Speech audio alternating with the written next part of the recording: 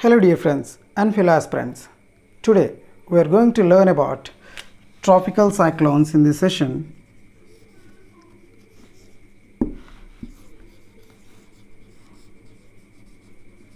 And different aspects that are relating to the cyclones.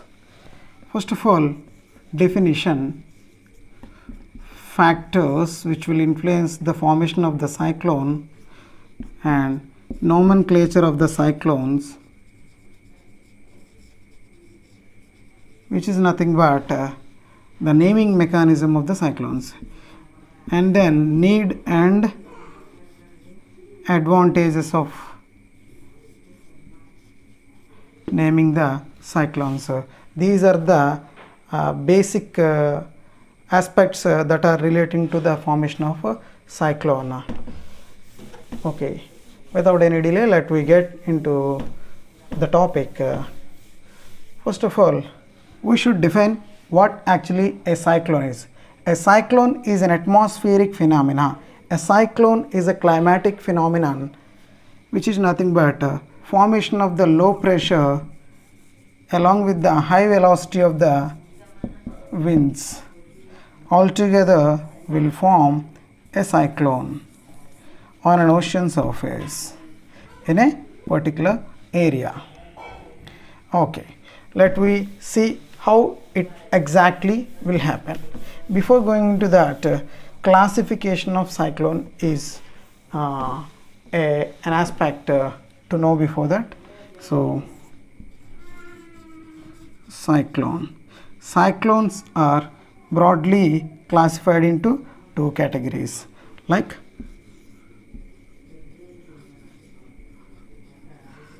tropical cyclones and extratropical cyclones.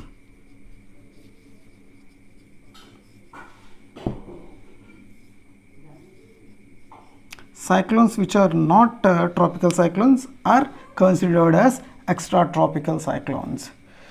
So we can understand in a better way that by a diagrammatic explanation. So we know that there is a line called equator. Above the equator there is a Tropic of Cancer, which is nothing but 23.5 degrees north, and in the south we have Tropic of Capricorn, which is nothing but 23.5 degrees south. In the southern hemisphere it is a Tropic of Capricorn, and we have in the northern hemisphere we have Tropic of Cancer. Between the tropics, tropical cyclones will originate. The cyclones which will originate between the tropics above the equator and below the equator is considered as the tropical cyclones. Cyclones usually takes place in the tropics, between the tropics, because the high amount of incoming solar radiation. We can see it in a diagram. The tropical cyclones will cause the huge destruction and highly intensifies due to different factors. So of the above, the direct solar radiation or the vertical solar rays, sun rays, are the main reason. So if we assume that it's a sun and it's an earth, in the tropical region we will get the vertical sun rays. When goes towards the polar region or extratropical region, we will get the slant sun rays. Rather than the slant sun rays, the vertical sun rays or the direct sun rays will give an high amount of heat and light, so that the high amount of incoming solar radiation on an oceanic surface will intensify the formation of cyclones, will help in the formation of cyclones. Different factors that will influence on a formation of cyclone, like temperature and velocity of the wind, humidity,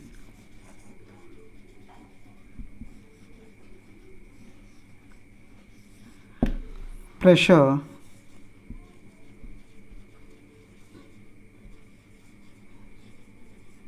and direction of the wind, which is nothing but Coriolis force. Of the above, all the factors are interrelated and dependence on one each other, like temperature. When the temperature increases, the pressure gets decreases. When the temperature increases, pressure decreases. The pressure is inversely proportionate to the temperature.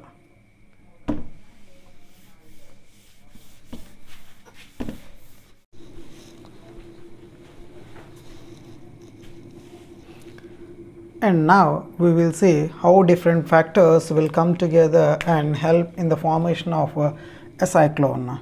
Let's assume that it's an oceanic flow. It's an oceanic surface, and here is the sun, which gives the solar radiation.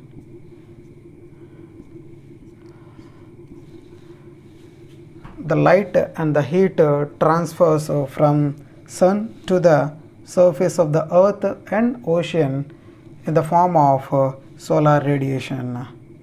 When oceanic surface gets a high amount of solar radiation, the air on the surface will get warmer, and the warmer air goes upwards due to losing its weight and creates a vacuum in a particular area on an ocean surface. Due to creating the vacuum, there will be a formation of low pressure or no pressure zone. So here we should understand that what actually is pressure.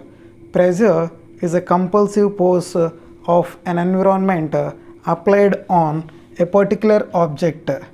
So a pressure is a compulsive force of an environment, and here we should understand that the nature of the air.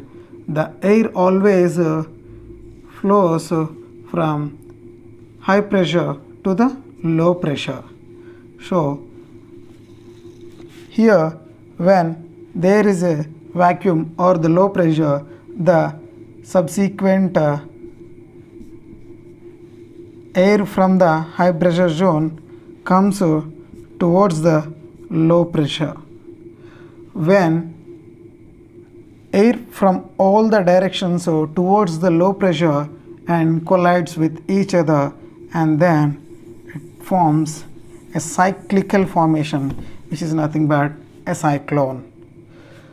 When the colder air or the air in the high pressure comes towards the low pressure, it carries the aerosol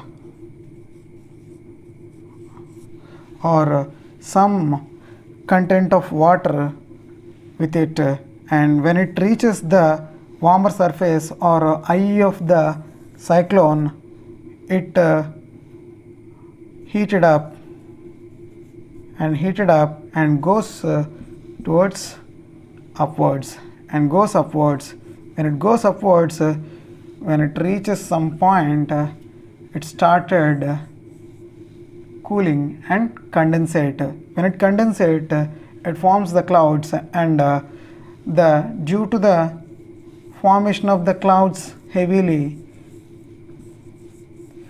the dispense of the clouds will be happen, and then the clouds will started moving towards the continental surface. When it reaches the continental surface, it does not have the source of water for formation of the clouds, and then when it reaches the continental surface, it reaches the saturation point.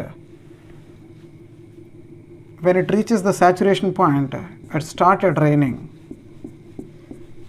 Like that, the cyclones will give high amount of rainfall and cause the huge destruction on the continental surface. Cyclones are called with the different names around the world. In the Indian Ocean, it is simply called as cyclones. In the Australian region, it is called as the Willy Willies.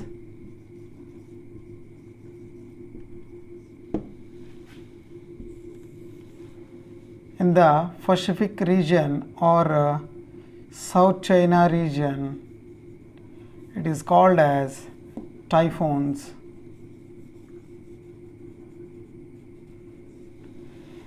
In the Atlantic region, towards the east and west side of the South America and Central America, we call it as the hurricanes.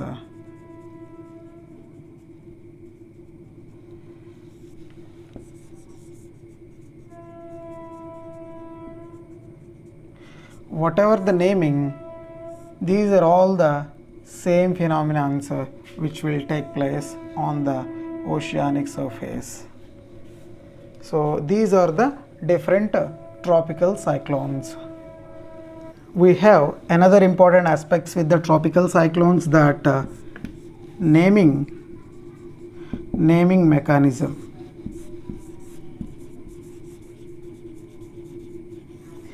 Initially, there is no proper mechanism for the naming of the tropical cyclones. Later, we have developed the naming of the tropical cyclones. The tradition is started with the Atlantic Ocean region.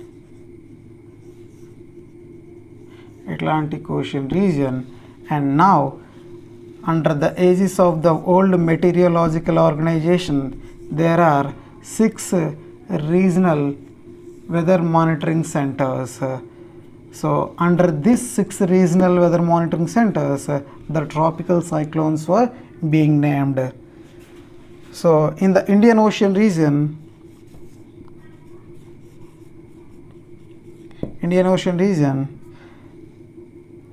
there are 8 countries that are being part of the naming of the tropical cyclones, and these are working under the aegis of the WMO.